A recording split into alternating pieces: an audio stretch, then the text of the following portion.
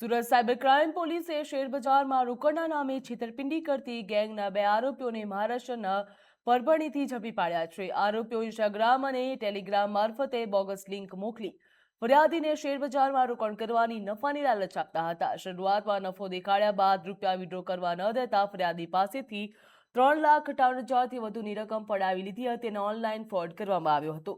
જ્યાં પોલીસે ઉદ્ધવ ગોદલે અને ગોપેન્દ્ર સિંધેની ધરપકડ કરી. તપાસમાં સામે આવ્યું છે કે બંને આરોપીઓ બોગસ ફર્મના નામે બેંક એકાઉન્ટ ખોલાવતા હતા અને કમિશન મેળવી આ એકાઉન્ટ ગેંગના સભ્યોને આપતા હતા. આવા એકાઉન્ટમાં 1,47,00,000થી વધુ શંકાસ્પદ ટ્રાન્ઝેક્શન પણ મળી આવ્યા છે. જ્યાં એનસીસીઆરપી પોર્ટલ ઉપર તપાસ કરતા એકાઉન્ટ સામે અલગ અલગ રાજ્યોમાં 13 ફરિયાદો નોંધાયેલી છે. સમગ્ર નેટવર્ક દ્વારા દેશભરમાં 40.48 કરોડથી વધુની છેતરપિંડી આચરવામાં આવી હતી તેવું પોલીસ તપાસમાં બહાર આવ્યું. તો હાલ સુરત સાયબર ક્રાઇમે બીએનએસ અને આઈટી એક્ટ હેઠળનો ગુનો દાખલ કરી ફરાર મુખ્ય આરોપીની શોધખોળ પણ હાથ ધરી છે.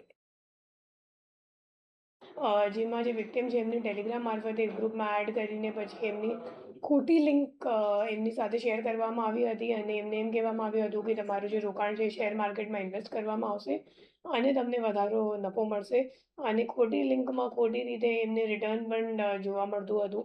અને જ્યારે વિક્ટિમે વિથડ્રો કરવાનો પ્રયાસ કર્યો ત્યારે ખબર પડી કે એમની સાથે છેતરપિંડી થઈ ગઈ છે, કેમ કે એ લોકો વધારાના ચાર્જ પણ માંગતા હતા અને વિથડ્રો કંઈક કરવા એ લોકોએ મતલબ દીધા નથી.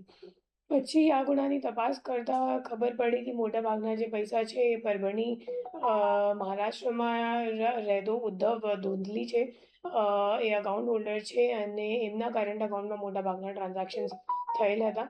તો આપણી ટીમ અહીંયાથી ત્યાં પરભણી ગઈ અને એમની જ્યારે ધરપકડ કરવામાં આવી અને પૂછપરછ કરવામાં આવી તો ખબર પડી કે એમને ખોટું દસ્તાવેજી પુરાવો બેંકમાં રજૂ કરીને અને કલેક્ટર કચેરીમાં રજૂ કરીને ઉદ્યમ સર્ટિફિકેટ મેળવી અને current account Bank of India બ્રાન્ચમાં ખોલાવવામાં આવ્યું અને એમના જે અકાઉન્ટ છે એ પોતે કમિશન ઉપર જે બીજો આરોપી છે ગોપેન્દ્ર શિંદે એમને આપ્યું.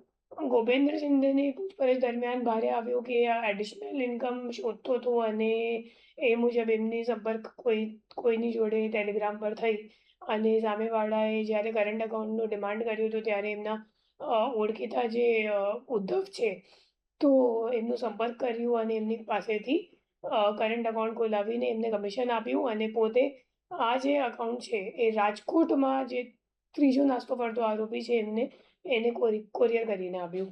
અને હવે જે ગોપેન્દ્ર શિંદે છે એમને આ અકાઉન્ટમાં જેટલું ટ્રાન્ઝેક્શન થયું છે એ તમામ ટ્રાન્ઝેક્શન ઉપર 5%નું કમિશન મળતું હતું.